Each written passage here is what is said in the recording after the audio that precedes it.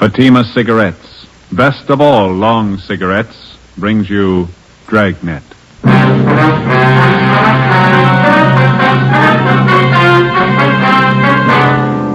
You're a detective sergeant. You're assigned a homicide detail. The life of a young woman is in danger. Anonymous letters and phone calls threaten her with murder. The notes bear the mark of a fanatic. Your job, stop them. You'll be amazed when you compare Fatima with other long cigarettes. Buy a pack of Fatimas. You'll find they now cost the same. Light a Fatima. Your first puff will tell you... Oh, that's different. Yes, what a difference. In Fatima, the difference is quality. You see, Fatima is the quality king-size cigarette because it contains the finest Turkish and domestic tobaccos superbly blended. And Fatima is extra mild with a much different, much better flavor and aroma than any other long cigarette. Because of its quality, its extra mildness, its better flavor and aroma, Fatima has more than doubled its smokers coast to coast. Try comparing Fatima yourself. Fatimas now cost the same as other long cigarettes, but your first puff will tell you... Ah, that's different. Yes, in Fatima, the difference is quality. Ask your dealer for Fatima, the quality king-size cigarette. Best of all, long cigarettes. Start enjoying Fatima tomorrow.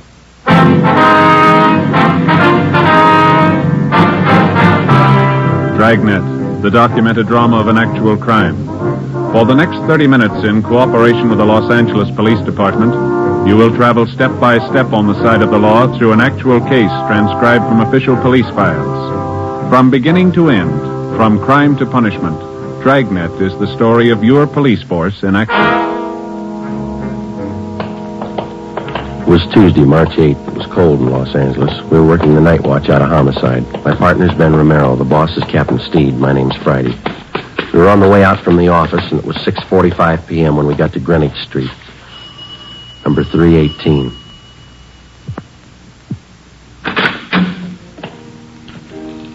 Yes, gentlemen? Police officer. I'd like to see Dr. Small, please. I'm Reverend Small. Won't you come in? Thank you. Here, let me take your hats, officers. I've been waiting for you. Oh, thanks. My name's Friday. This is my partner, Sergeant Romero. How do you do? I'm glad to know you. How do you do, sir? Hope we didn't interrupt your dinner. Oh, no. The organist, Brother Reber, and I were just running over a few hymns for the service tonight. Would you come this way, please, into the parlor? All right. As I mentioned on the telephone, I'm not much of a detective, but I think something should be done about this matter as soon as possible. Well, we'd like to get a few more particulars first, Reverend. When did you first find out about these threatening letters? Sister Dorothy Wilson, I think I told you about her. She came here to the rectory and showed them to me.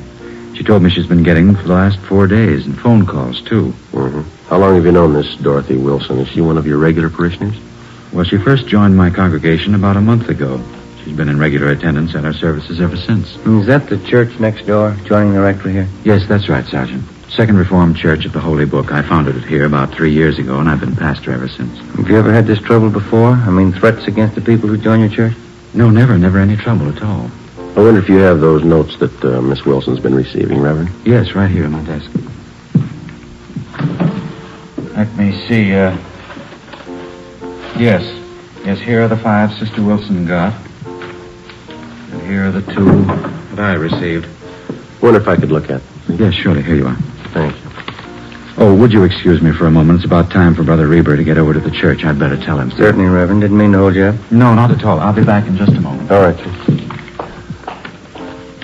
What do they look like, Joe? Yeah, let's see. Postmarks here are March 4th, 5th, 7th, 8th. Come from different places around town, according to the postmark. There's Long Beach, a couple from Azusa, Glendale here. No return address on any of them.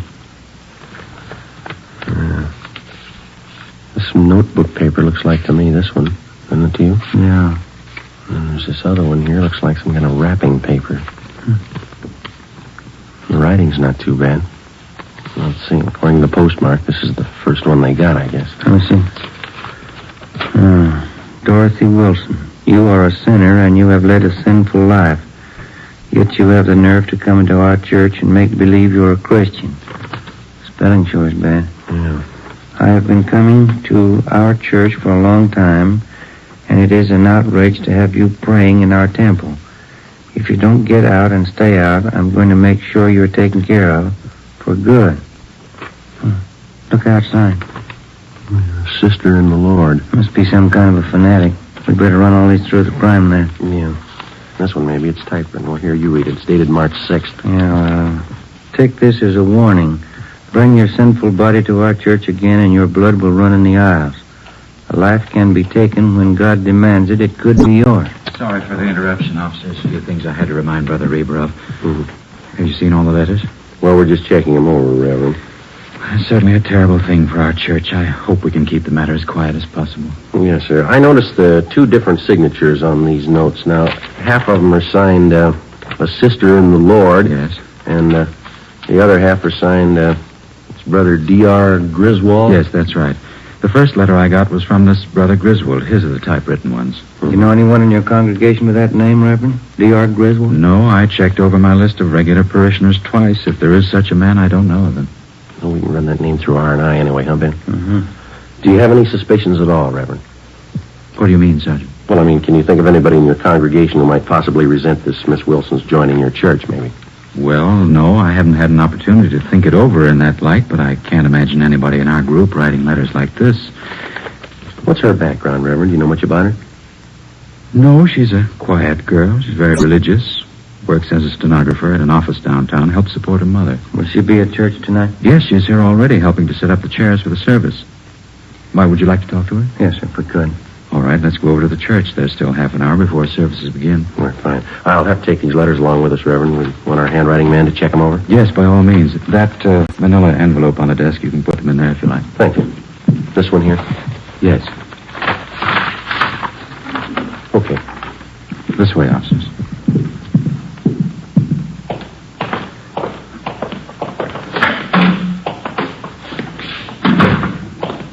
How many members do you have in your church, Reverend Small? 162 regulars. Another 100 or so on the fringe. They attend only occasionally. You mentioned that this Miss Wilson's had threatening phone calls, too. Yes, that's what she told me this afternoon. Man's voice or a woman? Well, Sister Wilson said both. The phone calls usually follow each letter. They identify themselves the same way, Brother Griswold and a sister in the Lord. Have you received any calls from her? No, I've been half expecting them, but I haven't had any yet. Here, shall we go in? Please. Here we are. Our seating arrangement's still temporary. We hope to have pews installed next year. Uh-huh. Nice church. Yes, thank you. Oh, there's Sister Wilson. She is helping set up the chairs. If you'd like to wait in the choir's dressing room, I'll bring her in there to you. All right, thank you, Reverend. Let's go, Ben. This one, Joe? Yeah, this is it. Ought to open a few windows in here. It's musty. Yeah. What time do you say the services start? 7:30. It's, 5 minutes past 7 now. Officers? Yes, sir. Officers, this is Sister Dorothy Wilson. Sister Wilson, Sergeant Friday, How do you do, ma'am? Hello. and Sergeant Ramirez. That's Romero. Oh, I'm sorry, Sergeant Romero, Sister Wilson. Hello. Glad to know you. I guess you want to speak with Sister Wilson alone, do you? Well, we'd like to have you stay if you would, Reverend. Wonder if there's someplace where we could sit down. Yes, certainly, right over here in the anteroom. Fine. Yeah, this will be fine.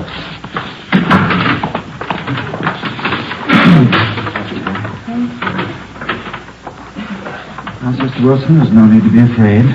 These officers are here to help you and to protect you. See that nothing happens. Yes, Brother Small. Hold fast in the faith of the Lord, and you shall not fear. Yes, I will. You want me to tell you all about it, Sergeant, how it started?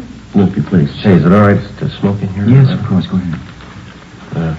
You want a chair for a second? No, thank you. No, thanks. Ben? Not right now. We'll keep it back there if you want.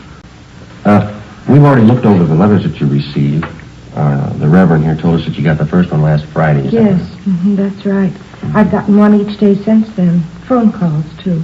Did you recognize the voices making the calls? No, I didn't know them at all. The woman's voice was very rough. Sounded like she might be old. Mm-hmm. She said some terrible things about me and Brother Small. She called both of us terrible names. Awful. The same with the man who called? Oh, yes, sometimes he's even worse. None of the things they say are true, Sergeant. Not one word. Oh, I'd like you to think carefully before you answer this, Miss Wilson. Is there anyone at all that you know in your neighborhood, here at church or at your work, who might be doing this? Maybe somebody that you knew a few years ago, some acquaintance? Ever since it's happened, I've been trying to think of someone. I don't think I've ever met anybody who'd do this kind of thing. Well, how about a former boyfriend or a girlfriend who might be jealous of you for some reason? No. I did have quite a few boyfriends, just casual dates, nothing serious. They were always taking me out, dancing and out to parties. We went everywhere, but I was never interested in any of them. Well, were any of them upset when you stopped going out with them? A few of them were angry when I wouldn't marry them, but I don't think any of them would write those kind of letters. Do you think the whole thing might be some kind of a joke someone's playing? It's a pretty grim joke to go this far. You live by yourself, Miss Wilson? No, with my mother, but I don't want her to know anything about this. Well, I think it'd be wiser if you told her. No, she mustn't know. Mother's been ill lately, and if she found out, it might upset her an awful lot. She's not well at all. Help yourself to some of the water there, Jim. Miss Wilson, what do you think? Yes, please, I would. All right. Thank you. There you are. Anybody else? Reverend? Yes, please. Ben? Nothing. Okay. Thank you. Yourself. How about some of the church members, Miss Wilson? Have any of them been at all unfriendly to you since you started coming here? No, I don't think so. A few are pretty hard to get to know. They're shy, I guess. But none of them have been uncharitable. Then you don't think the threats are coming from anyone in the church? Well, if they are, I don't know who the person is. The way they say all those rotten things about me. They call me a sinner and a bad woman. Well, I guess I'm a sinner, like all of us are, but I'm not a bad woman. I'm going to church because I want to be born again of the light, but I've never killed anyone, and I've never been a bad woman. You believe me, don't you, Reverend? Yes, of course I do. Now, don't get yourself all upset, Sister Wilson. You think that's why they want to murder me, because I'm a sinner? You think that's why? Please, Sister Wilson, try and get your mind off of If they want to kill me because I'm a sinner, then why don't they want to kill all the sinners? Well, we're going to have a lot of homicides if they try.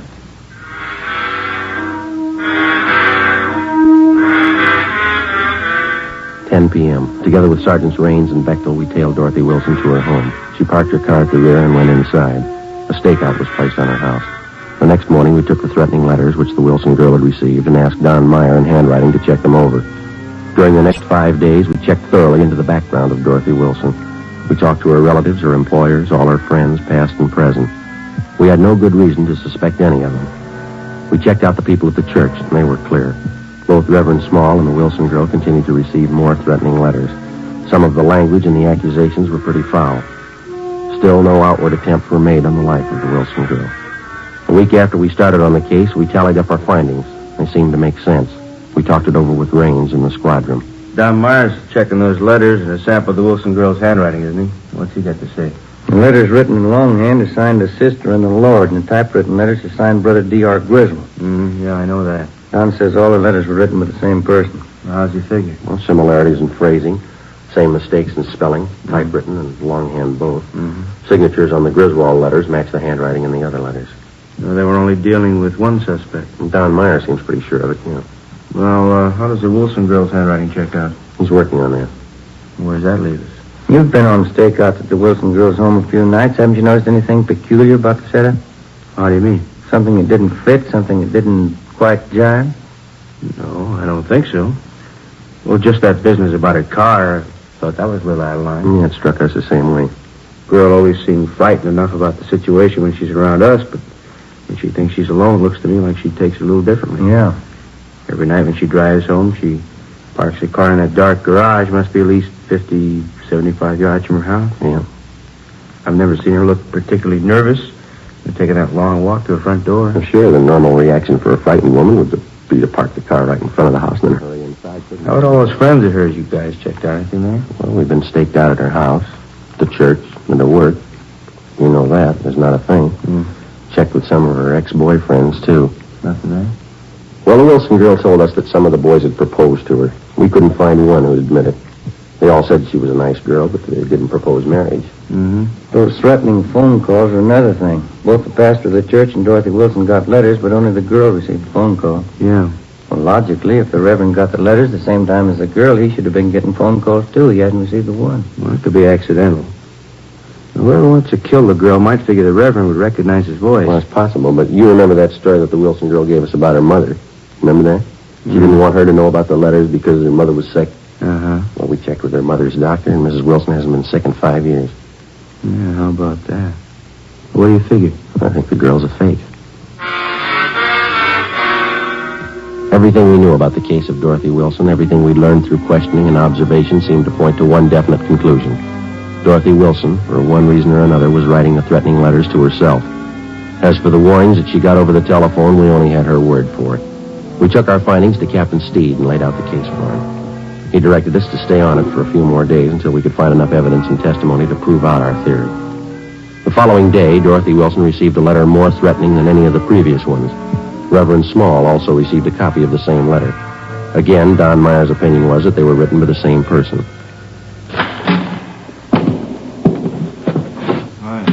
Raines? What's it doing? I don't know. Boys got any new theories? What do you mean? On the Dorothy Wilson case. Do we need one? Well, I don't think your old one's going to hold up. Why? What's the matter? She's at Georgia Street. Yeah. Somebody tried to kill her.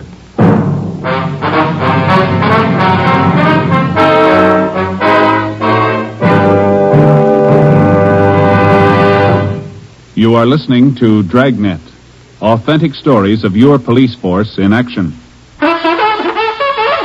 Oh, no.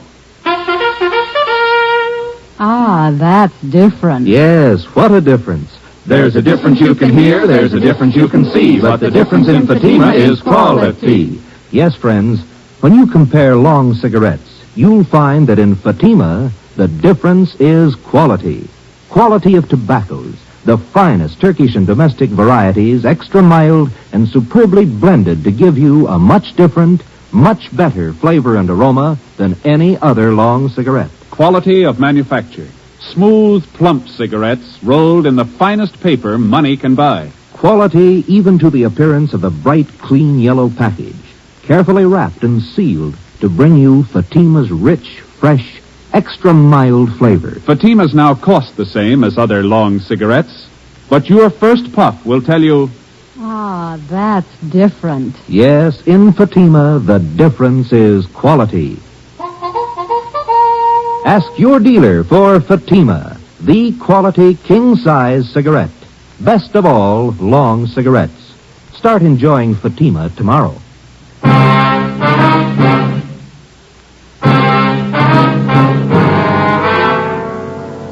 As soon as we got the report that Dorothy Wilson had been attacked by an unknown assailant, we drove to Georgia Street Receiving Hospital where she was being treated. Anderson and Bethel from Homicide were standing by. We talked to the doctor, who told us that the victim had no serious injuries. She had 2 slight bruises on her upper arms and a slight bruise on her forehead. She complained of a headache. While the doctor made out his report, we questioned the Wilson girl. She told us that she'd gone to the Church of the Holy Book at 6 o'clock that night after work. She told us that she wanted to pray before the start of the regular service at 8:15 p.m. We asked her exactly when and where the attack occurred. About 6:30, I felt a little tired. I told the officers on duty at the church I thought I'd get a little rest before services started, and then I went into the ladies' dressing room and laid down. That's what happened. It was terrible. Did you see the person who tried to hurt you? No. I was lying down with my eyes closed, and he must have come up from behind. Put his hands around my throat and started to press tight. It was awful, just awful. What happened then, Miss Wilson? Well, I fought as hard as I could. I kicked and scratched him, and I guess I hurt him because he let go of my throat for a minute. After that, he pulled me down on the floor. I remembered that. And then he put his hands around this part of my head like this. Mm-hmm. The other officers told us that one of the choir members, Mr. Sherman, found you unconscious in the choir room. Is that right? Yes. Whoever it was who wanted to kill me, they put a gag in my mouth and blindfolded me, and then tied my wrists together with tape. That's how Mr. Sherman found me. How long do you figure you were unconscious then? I don't know. It was about 6:35 when I laid down in the dressing room. Mr. Sherman said he found me there at 20 minutes past 7. And you were out about 45 minutes, is that it? I suppose so. I don't remember anything. Well, what makes you think the person who attacked you wanted to kill you, Miss Wilson? That's what they said in the letters, isn't it? They want to kill me for coming to church? Now, your purse and everything that was in it was scattered all over the dressing room floor. Is that correct? Yes, it was. My money and everything scattered all over. I guess they wanted to rob me, too. $52 in cash. Is that what you had with you? That's right, a $50 bill and some change. I don't know why they didn't take it. Maybe something frightened them off. It's possible. The officers found some other articles scattered around the dressing room. A roll of tape, a metal box that the tape came in, and a half a dozen razor blades. Did you notice any of these in the dressing room before you were attacked? No, none of them. I never saw them before. Those razor blades, officer, what do you think they wanted to do with them? There's no use thinking about that now. It's all over. I knew I'd be protected. I felt the spirit. I know the holy light would protect me. Yes, ma'am. Will you find whoever did it, officer? Well, this is just a hunch, Miss Wilson. Yes. I think we already have.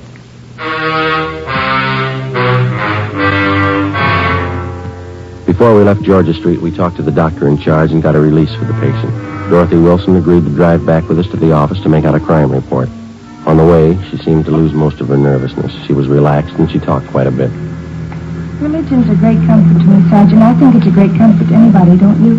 Yeah, I do. Maybe I'm different from most girls, but I get an awful lot out of my church. It's like Brother Small says, you have to be born again with the holy light if you really want to live. Don't you think so? That's right. I don't know what I'd do if it wasn't for my religion. No, I used to have a lot of boyfriends. Of course, I don't care for any of them anymore, but when I was younger, they were always taking me out all the time. That's so? Yes, I had a good time when I was younger, going out to dinner, dancing, parties. Fellas were taking me out all the time. Of course, that was when I was younger. You're not much over 25 now, are you, Miss I'll be Wilson? 27 in August. That's pretty old for an unmarried girl, but I'm not worried. You get interested in more important things when you get older, isn't that right? Oh, yes, that's right. I remember when I was in junior college, how boy crazy I was. I remember that junior prom I went to. Seems such a long time ago. Yeah. I had the most beautiful white dress, Sergeant, with sequins. And the skirt was all white and that gathered in here at the waist, and it flared out real full. I went to the dance with one of the big football players. He looked so nice in his blue suit. His name was Stanley. I knew him for a long time. He's one of the fellows who asked me to marry him. I guess I was too particular. I just couldn't see any of them. Would you mind if I laid out a few facts for you, Miss Wilson? Well, not at all, Sergeant. Go ahead, please. Now, I'm not trying to embarrass you in any way, but since we've been on this case, we've checked with just about all the friends that you've had in the past few years, and that includes your boyfriends, of course. Oh? None of the fellows that you've mentioned say they've ever proposed marriage to you. Say they've been out with you once or twice, but that's all. Oh, well, you probably didn't talk to the right fellows. You probably got the names mixed. No, ma'am, we didn't. We talked to the right people. Well, I can't understand that. Neither can we, Miss Wilson. Well, what difference does it make anyway? I wasn't interested in them. I wouldn't have married them anyway. Going out and dancing and parties, that's all they were interested in. What reason did you have for lying to us? Parking in a car, necking with girls, trying to take advantage of them. That's all those fellows wanted. Some of the silly girls they married. Well, I don't... You discover a lot more important things when you get older, Sergeant. Well, I don't think that's the point. Why did you lie to us about it? I don't know, really. Maybe I didn't have a reason. I just didn't remember right, I guess. Well, you sure remember right about what happened tonight? What do you mean? It just happened. Of course I'm sure about it. Someone tried to kill me.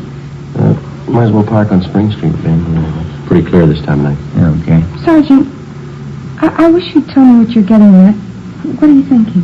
Well, there's still a few things that we're not too sure of, Miss Wilson. We'd like to clear them up. What aren't you too sure of? I told you everything I knew. I was lying down in the dressing room and somebody tried to kill me. I told you all about it. Well, you told us you were unconscious about 45 minutes. didn't No, you? it's not 40 or 45. Well, we talked to the doctor at Georgia Street, and from the way you described the attack, it would have been just about impossible for anybody to make you unconscious that long by pressing his hands against your head. But he hit me on the head, too. You can see the bruise here. Well, yes, ma'am, I know, but that's very slight. The doctor says that couldn't have done it either. Just a minute, I'll get the door here. Let you out, Miss Wilson. What else aren't you sure of? Well, your wrists were taped individually. Now, if somebody wanted to restrain you, they probably would have taped them together, wouldn't they? Well, I don't know what they would have done. All I know is they wanted to kill me. They said so in those letters. We're not too sure of those letters either, Miss Wilson. What? What aren't you sure of? Where they're coming from and who's sending them. We do know they were all written with the same person. How do you know that? They're signed by two different people. Our handwriting man checked them over. He says they're written with the same person. You might as well have it straight, Miss If we're Wilson. going to talk, can't we do it inside someplace? Please, I'm tired. Oh, I'm sorry. All right.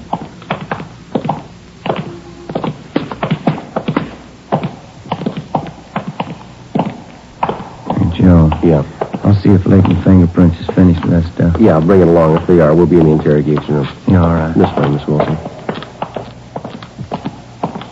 A man I know used to be on the police force. Nice fellow. We used to go out all the time together. Is that so? What's his name? Well, that's funny. I don't remember. He's an awfully nice fellow, though. We used to go dancing every week. Mm-hmm. Here we are. Go right ahead. started questioning Dorothy Wilson, but she wanted to talk about everything except what concerned the case. Dean Bergman and latent fingerprints had already checked each article that was found at the supposed scene of the crime. The Wilson girls' prints were all over them. Did you write those threatening letters to yourself, Miss Wilson? I don't understand. Why do you ask me something like that? Did you write the letters to yourself? You know that's not a fair question, Sergeant.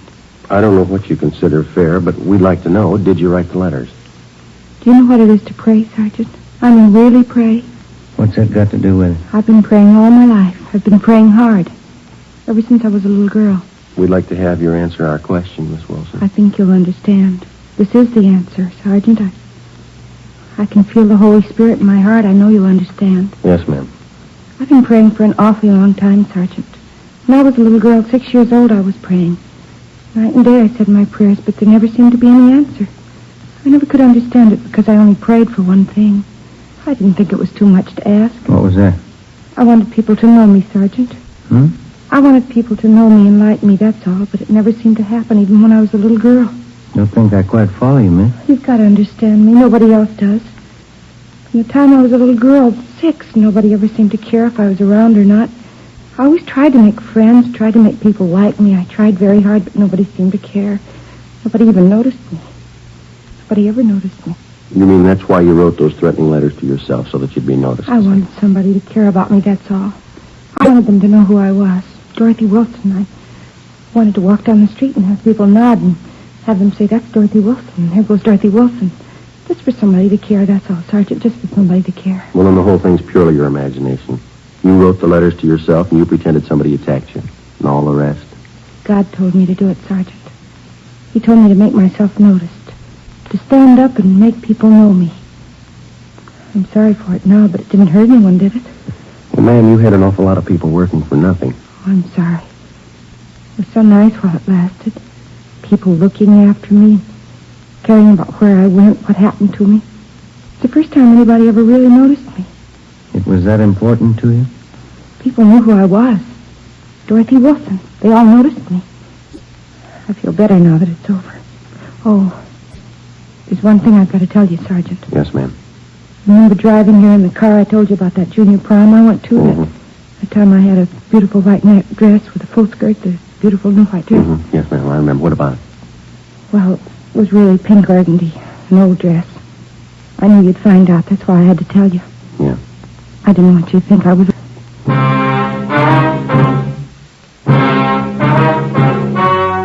story you've just heard was true.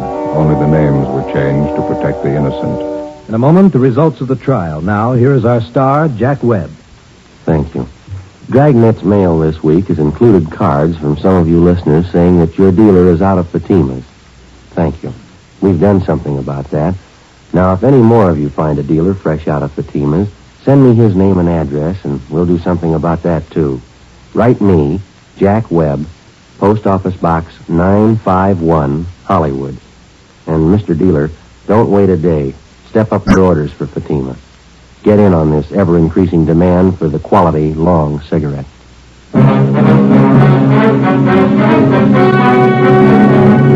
By her own admission, Dorothy Wilson was guilty of filing a false crime report, a misdemeanor. She was released into the custody of her mother. You have just heard Dragnet, a series of authentic cases transcribed from official files. Technical advice comes from the Office of Chief of Police W.H. Parker. This is NBC, the national broadcasting company.